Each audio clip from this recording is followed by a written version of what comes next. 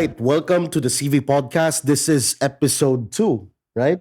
We have a very special topic and guest for today because, well, how many of you have ever heard of hypnosis? Or how many of you have heard of psychotherapy? Well, none of that is the topic today. Today's topic is neuro-linguistic programming with one of Iloilo's top, well, NLP experts. He's been trained internationally. He has spent 7 figures on this. But more than that, as a surprise, I let him introduce himself. But before that, Jez? Hello, guys, and welcome to CV Podcast Unveiling the Success Blueprint, Episode 2. And we have a very special guest, no? And I also experienced one of his trainings. Importante talaga yung mindset when you do everything, your intention on how you do things. And the most important thing is you are specific with your goals and you truly believe in yourself. All right, let's introduce our guest, Doc June Acevedo. Yun. All right, Doc June, could you introduce yourself to our audience? Hello, everyone. First of all, I'd like to thank you, Chris and Jess, for giving me this opportunity to be your guest in your segment. It's such an honor to be here. So, allow me to introduce myself. I'm June Acevedo. I'm a certified neuro-linguistic programming trainer. Aside from that, I'm the first Filipino certified by the American Board of Neuro-Linguistic Programming NLP trainer here in the Philippines. I'm also a hypnotherapy and timeline therapy trainer and a practicing optometrist. So what do? I basically help people and equip individuals with the right tools to help them overcome their fears, anxieties, self doubts. And aside from that, give them the right tools to find clarity in their life and build more confidence to finally live the life that they've always been searching for. Yeah, and it's interesting kasi we met in a seminar that was utilizing NLP. It was Unbounded. Special shout out to the late Bam Santiago, our joint mentor. And ako, I've actually came across NLP high school pa with Tony Robbins, Awaken the Giant Within. And yung nakakatawa dyan is that I'm the type to abuse what I learned. So I used it on my teachers. So na masaya yun. With that being said, grabe no, I mean, choosing NLP as your primary calling, what led there? What was the journey? Could you tell us more about the journey that took you there? Okay, so let me share with you my journey. Alam mo, yung nangyari, since I was born into the optical industry, as you all know, I'm an Acevedo. Acevedo, yeah. And I'm already the fourth generation of the Acevedo optical family, no? And then what happened there was that when we were younger, my parents, yung namana nila from my lolo, were building. And then what happened because of all the bad decisions, financial decisions, we were so deep in debt since I think I was 12 years old, all up until I graduated college. So what happened next was that sila building, kami utang, yung napana namin. Unlike them, that they were given a optical clinic, I had to start from the bottom. I told my parents that instead of me being another mouth to feed, so I'd rather work for others na lang. So what happened, I worked in Cebu as a teacher for 1 year. Then after that, I was so fortunate that I was invited to be a part of an eye center in Cebu. And during my stay there in Cebu, no, what happened was that I met a lot of successful individuals. I was telling myself that it's so unfair that they are all successful, right? And I'm here, stuck being here. Walang pera, minsan nangungutang pa, and yeah, repeating that same cycle. I ask myself that there must be a process that they are doing that gave them that result. Kasi I can't accept that I'm going to be like that for the rest of my life. I could not even afford a bright future for my future family, still single during that time. Then that's when I read books on finances, investments, and all those, no, and I was able to read Rich Dad Poor Dad. That was the Kiyosaki fast, yeah. that was the book that really changed my life. And then I applied it. Slowly, I was able to transition because I took action. I applied what I learned, took action. Then opportunity came that I was invited here in Iloilo that's when it happened. I transitioned here. I was able to open my clinic. Maliit lang. Parang isang room lang siya because it was a clinic in Guimaras. That's really, Gimaras pa. yes, that's really where it started. And I thought during that time that I'm going to make it big. Baga, I was able to change my life. Yayaman na ako. This is it. And then life happened. And I went back. Nabaon ulit ako sa utang. What's so amazing was that I was also repeating my parents' mistake. What's worse there during that time when I was so deep in debt, I used to blame my family. Imagine blaming your family for your mistakes. When my son was 3 years old, I used to shout at him. Oh, imagine kasi during that time, I was so stressed, no? I was so stressed and then he wanted to play with me. And then you just wanted to be alone, but there was this perfect opportunity to let your anger out. And even until now, when I look back and think back of what happened, I really feel ashamed. No? Imagine a 3-year-old wanting to play with you and you there so stressed, blaming them of what happened. It was all my fault. I was the one who put myself into debt. I made the wrong choices. So I needed to be accountable. And during that process, I would always use this as an excuse to my wife. Sabi ko sa kanya na pabayaan mo lang ako kasi this is how we were brought up. Dapat ganyan din sila. I thought that was the right thing to do because that was also the parenting style that I was brought up into, you know. And I realized along the years, after a couple of years when I discovered all of those that we can still change who we are. We don't have to be in that same mold that people expect us to be. So moving forward, it was around 2016. I was so deep in debt, then my wife gave me a book. T. Harv Eker, Secrets of the Millionaire Mind. Sabi ko sa wife, I told my wife that did you know that upon reading the book, I would read it when I would ride the jeep going to my clinic. While I was reading, sabi ko, apply ko nga to. Kasi I didn't have any choice already. I was so deep in debt. My family was falling apart. And sooner or later, if I didn't change, there was a big possibility that my wife and son would leave me. Yeah.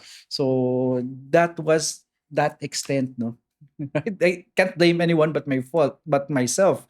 And what happened when I read the book, there was one topic there to stop complaining and blaming. And one thing very particular that book also taught was that you need to also stop blaming and complaining in your mind. Not only verbally, but in your mind. Because when shit rains, all those around, matatamaan ka ng tae. So you need to get away from those. What happened? Sabi ko, wala namang mawawala. Libre naman to. So I did it for one month. Oh. 1 month. Not Grabe, even in my discipline, mind. Yeah, in my mind, I disciplined not to complain, not to blame, not to judge other people. And you know what? After 1 to 2 months, I realized that I was just there sitting, not looking for solutions. So na lang pala ako. So fast forward 2019, I was invited to join that 2-day seminar that we both met, no? Kung saan tayo nag-meet. It was called Unbounded from our late mentor, Coach Bam. And we honor and salute. And I always mention Coach Bam in my talks kasi he really changed my life. There are just few people in our lives that really made a dent. And Coach Bam was really one of those. No? You know, it's just Same. Yeah. And sometimes what's so tragic is kukunti na lang nga yung mga friends and mentors natin yung tatanggal pa and Sila po yung nauna. yes. Yeah, during that 2-day, I was really literally crying my eyes out because I didn't realize that I had a lot of resentment towards my parents because of what happened. I used to blame them why we were so deep in debt.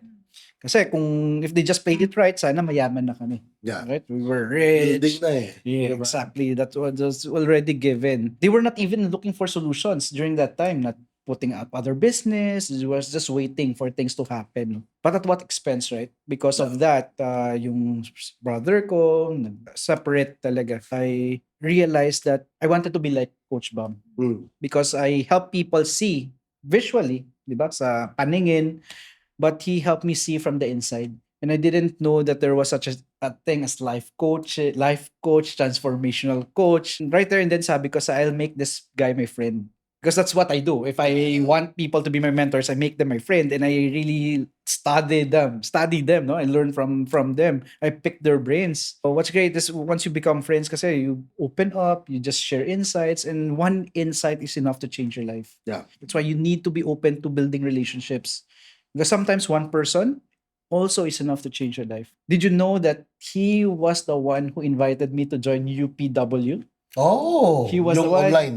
online. Online, And yeah. that was one of my yung mga knew that Tony Robbins already was an NLP practitioner. I joined. There was one coach from Australia who was looking for a accountability body. Oh, wow. And me, I wanted to practice my English because during that time I had a lot of insecurities in English. Sabi ko, perfect opportunity to. Magpa-practice ako ng English.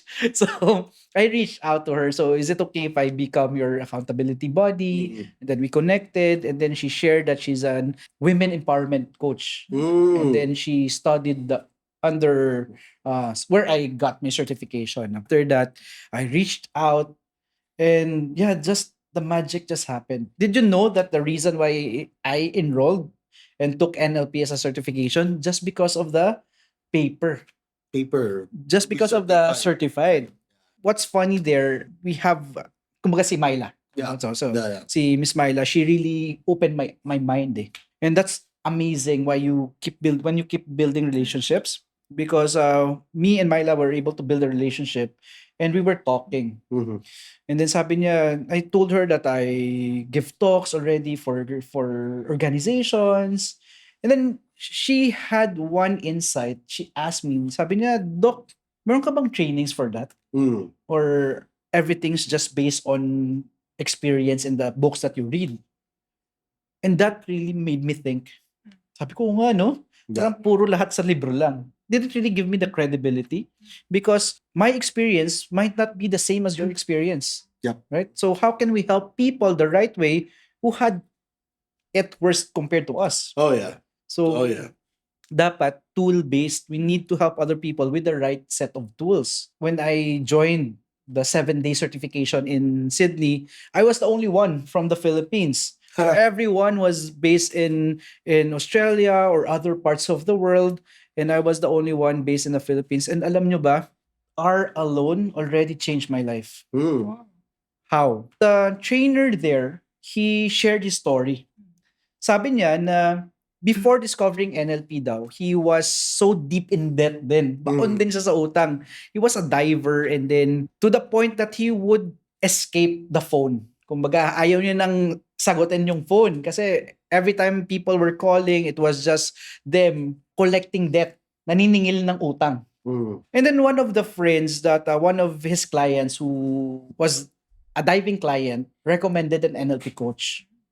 Sabi niya, consult ka dito. When he consulted that person, alam mo yung sinabi sa kanya ng NLP coach, Mhm. let's try this for a change. I want you to delete debt in your vocabulary. Mhm. Word utang in our vocabulary. And change it to financial responsibility. Financial responsibility. Nothing changed. May utang ka pa rin, pero instead of calling it debt or utang, you called it financial responsibility. So when he did that, recognizing and saying that it's financial responsibility, then things change because it gave a positive emotion. Mm. He felt responsible, he felt confident, and he was able to confidently talk to his debtors to have a schedule. Mm. So he told his debtors that from 7 to 9, that's the only time that they can call.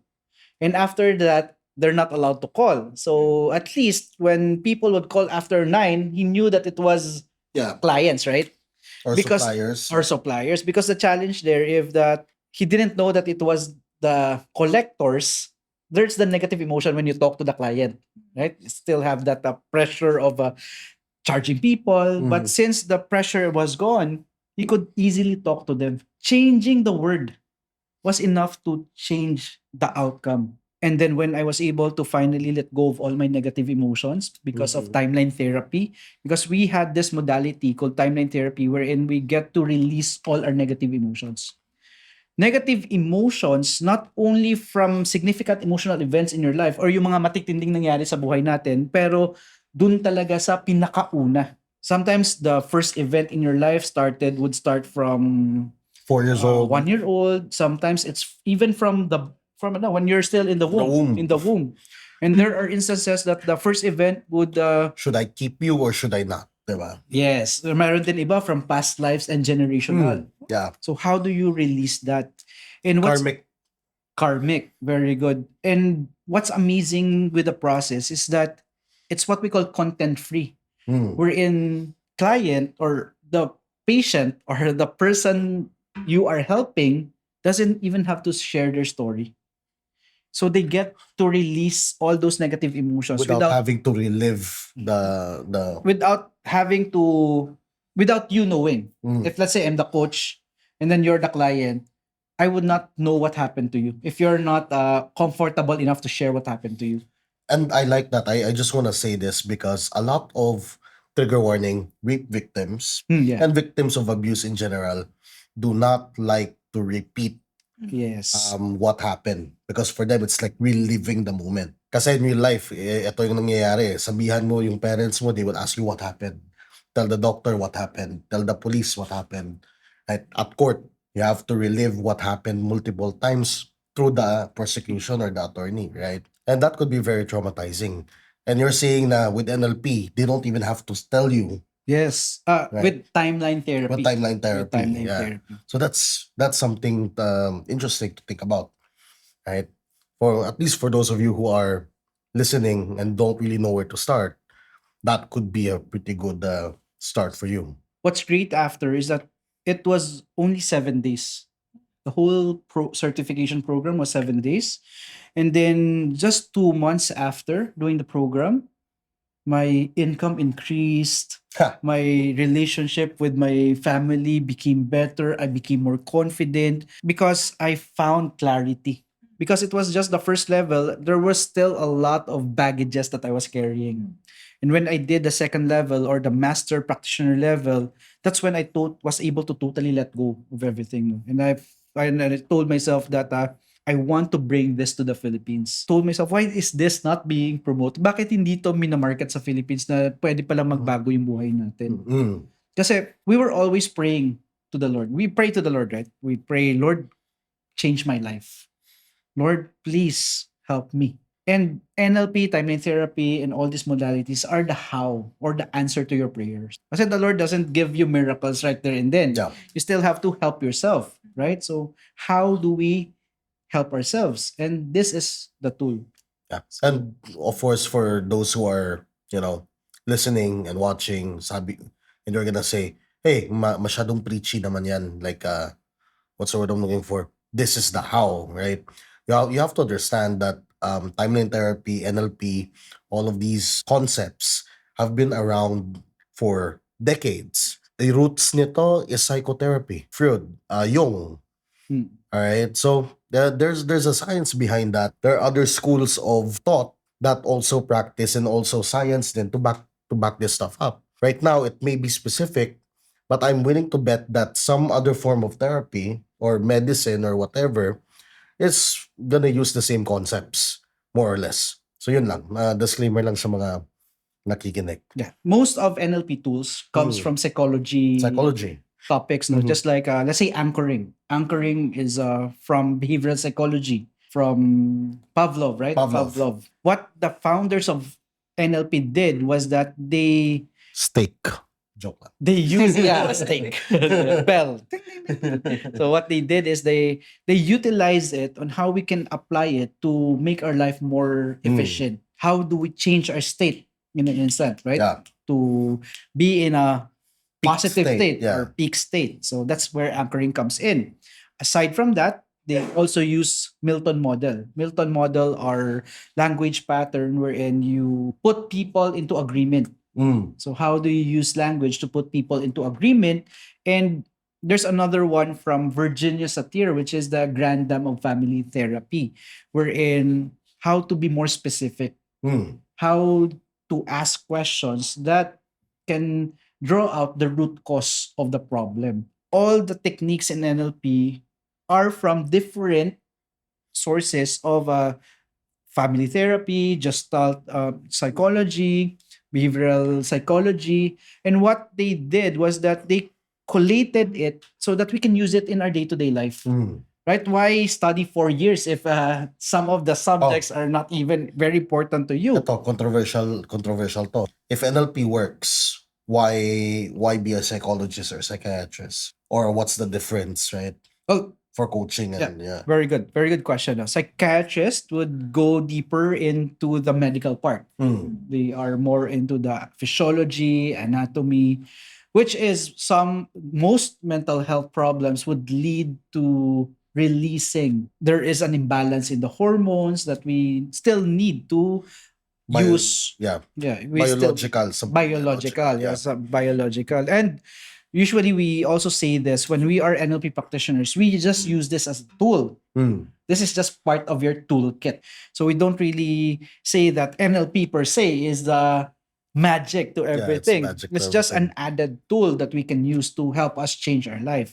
And for psychology, they've had other tools that they can also use, CBT. Yeah. That's why I always tell people that be open to learning. Be open to learning because there are schools of thought that dapat ganito ka lang. And at the end of the day, what is your intention? Right? Boom. What is your intention of doing that? My intention is really to create positive change and help people change their life for the better. So let's say if Reiki could help that, why would I prevent myself from learning that? Reiki, yeah. If CBT would be more effective, why would I prevent myself from also learning that? Because at the end of the day, yung intention natin is tumulong sa iba. If NLP can help change other people's lives, why would I prevent myself from learning that, right? Yeah. We need to have an open mind. And at the end of the day, what is your intention? If your intention was just to tell people that you're this one is for fame or money, then you are not in the right industry. Or siguro right industry pero pera yung Intentions. intention, Yeah, right? You know, values-wise, not the kind of crowd I want to be in. Right? exactly. Yeah. Ikaw, Jazz, any thoughts you want to share? They say knowledge is power, but applied knowledge is different than just knowing things because you apply it eh. And it shows the results based on your stories on how applied knowledge change your perspective, the way you view things, the way you do things, and it significantly changed for the better. So Ah, it's inspiring for me.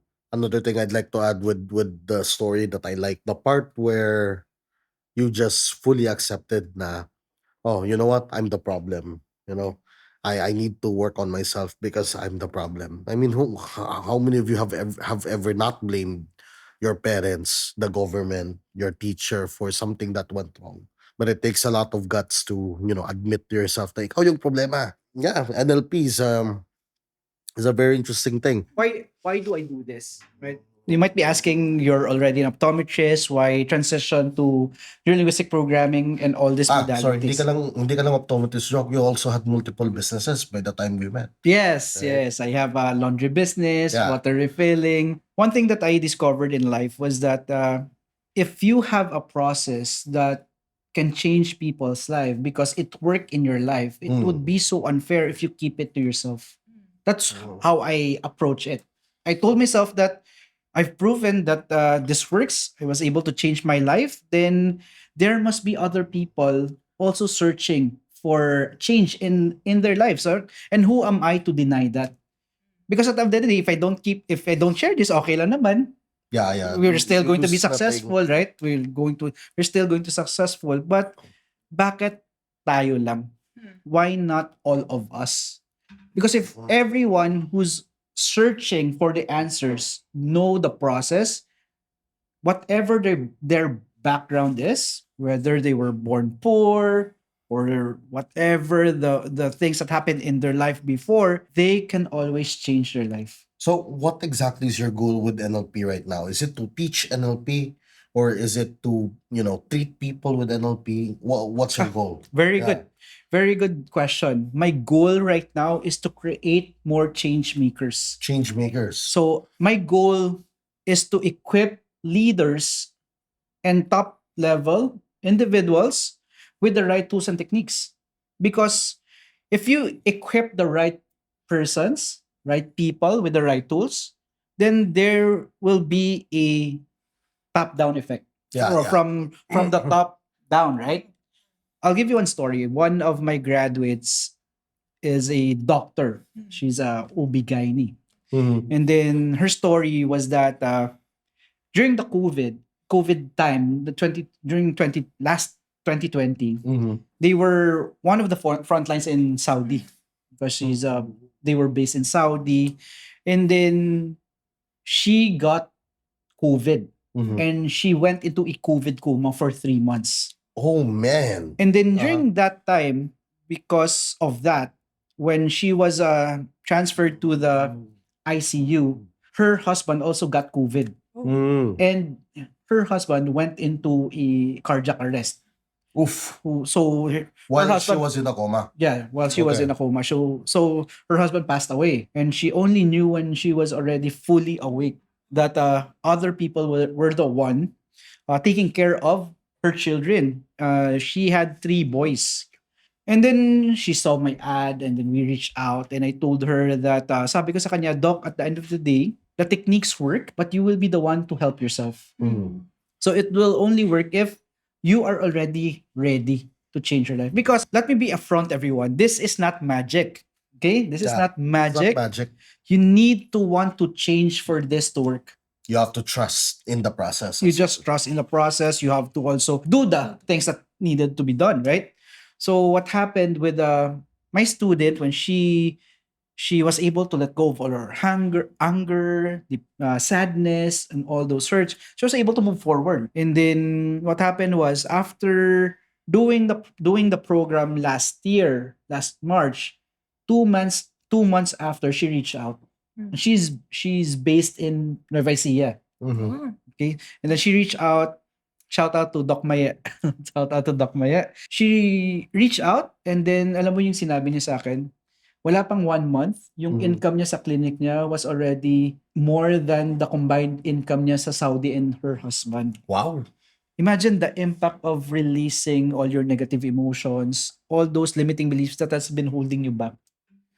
It gives you the clarity and also it gives you the confidence to go after the life that you want. And what happened this year alone?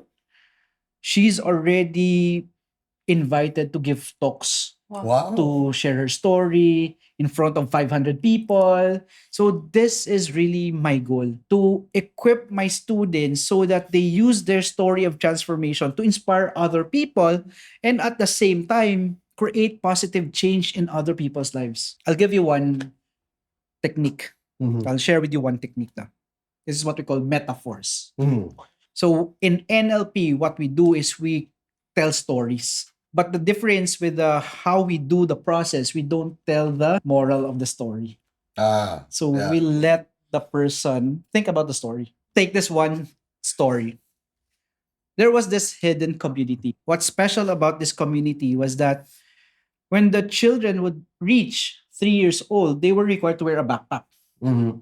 They would always wear the backpack whether they would sleep or would take a bath, and then every time they thought of something negative they were required to put in a pebble, Okay. a small pebble. So imagine the weight of that backpack when you're already 60 years old. And then one day in this community, one of the young men started questioning, why are we not allowed to go out of this community? Kumbaga, bakit dito lang tayo? And the elder said that kasi hindi mo sila maaasahan. You can't trust people from the outside. But this young man wanted to be free. So what happened? He forced himself out. No? After a couple of days of traveling, he was so happy kasi newfound freedom. And then he met a group of friends, magkakabarkada. And these friends were having so much fun. They were running, they were climbing, and they were swimming. Baka nag-enjoy talaga magkakabarkada. And he wanted to join. Mhm. But there was this voice in his mind telling him that, you can trust people from the outside. But one of the friends saw him Mhm. and he invited him. Sabi niya, bro, join ka. At first, he was hesitant, right? What he did, he said yes. So he joined the race, joined the friends. And after joining the race, he always ended up frustrated. Kasi palagi lang siyang last. Mhm. And sabi niya, bakit last ako Isa ako sa pinakamagaling sa community namin, no? And then his friend told him, bro, why not take off your backpack. Sabi niya, hindi pwede kasi bata pa ako. Eto na ako. This is who I am. This is my identity. Hindi ko nakilala yung sarili ko if I remove the backpack. But he wanted to become the best. What happened? He removed the backpack. Then he joined again the race. This time around, he Fun. became number 1. So he was so shocked. Bakit ganun kadali, right? So we went back to the community. Tinanong nila yung elders. Sabi niya, Tatang, bakit pa tayo nagbabackpack? Ano ba yung gamit ito? Kasi yan na yung nakasanayan. That has been what has been done by your lolo, my lolo, kumbaga. In reality, they didn't know the reason. It was just because it was passed down to them. But the truth there was that the first people who created the community were very miserable. So they wanted everyone to also experience the misery.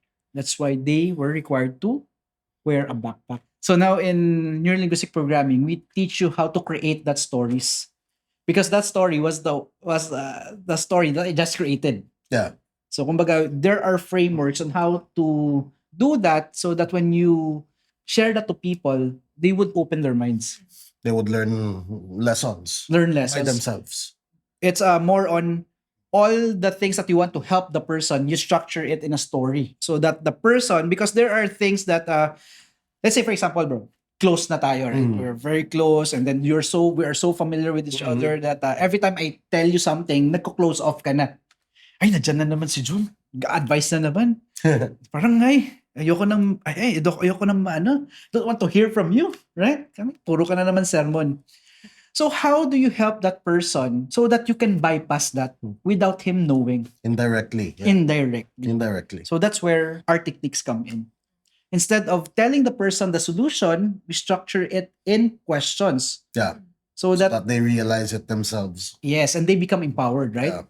And the stories, we use stories so that it bypass the critical faculty, the walls in our mind, so that it would process and they would realize that, uy, parang ako yun ah.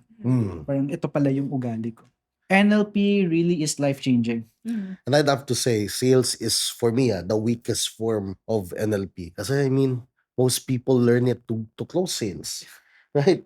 But not really transform. So I like this goal. Pero ito, to those of you watching, baka ito naman yung concern nila. Coach, magaling no, ang saya, I wanna learn the tools, pero takot ako. Kasi what if yung kinakausap ko, yung energy nila mapupunta sa akin? Ano yung ma-advise mo dyan? Basically, NLP does not really concern people about energy. So it's not more on energy work. It's more on practical mental tools that we can use to reprogram ourselves and also at the same time help other people. There are people kasi who has negative energy, right? Mabigat yung buhay nila or sila mismo mabigat sila na yung mga pinagdadaan nila. And there are also people that has bad intentions. Right? Scammers and all those things. What's good when you learn all these tools and techniques, you can already read between the lines. You can already kumbaga assess the person. If this person is the person that you want to connect with or they have a different intention to you. I'll share with you one principle, the NLP communication model. In the NLP communication model, it's being taught that only 7% are words. Imagine, 7% are words. And a big 93% does not involve words. Non-verbal. Non-verbal. 38% are voice or tone of voice. And 55% is physiology. So how does that translate now? Let's put it as an example. I love you. I love you. I love you. Right? Have you seen it? Same words, different ang pag-express. So it means that even if you have the great script, sometimes the miscommunication there are in the tone of voice even the body language. That's why even if you're not aware there, right? Sometimes yung boses mo mukhang galit, tapos maganda naman yung intention mo, there is already miscommunication. It's very important that you know that. You could also feel the intentions of people because of that, right? Yes. What's the body language showing you? And what's the tone of voice? At the end of the day, we need to create positive change already. not only for us but also for the future generation, for our children, for their children's children. We need to break already The pattern. the pattern. Yeah. And how do we break the pattern? That's where NLP comes in. NLP, hypnotherapy, timeline therapy. How can they reach you? Okay, good question. How can people reach you, basically? So for those of you who are interested to learn about neuro-linguistic programming, Become change makers. become change makers, timeline therapy, hypnotherapy, and NLP coach. Because currently in the Philippines, I'm certified to give 4 certifications. So not only NLP practitioner, but also 3 other modalities that you can use to change your life and others too. So you can reach out to me via my Facebook page. It's NLP trainer June Acevedo. June Acevedo, just search me in Facebook. It's June Acevedo. I give a 1 hour clarity session for free if you want to learn more how much the program is. And what's great with our certification program is this is globally recognized under American Board of Neuro-Linguistic Programming.